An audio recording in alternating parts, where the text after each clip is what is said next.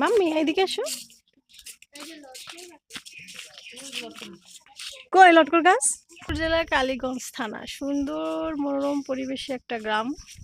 আর এই যে লটকনের গাছ এখানে আছে, জীবনে প্রথম লটকনের গাছ দেখলাম, আলহামদুলিল্লাহ। একদম মাটি থেকে ধরে আছে।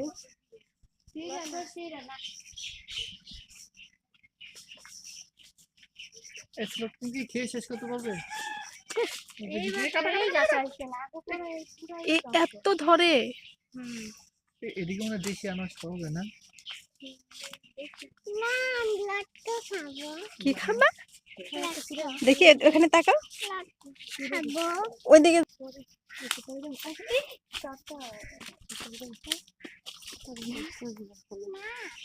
কি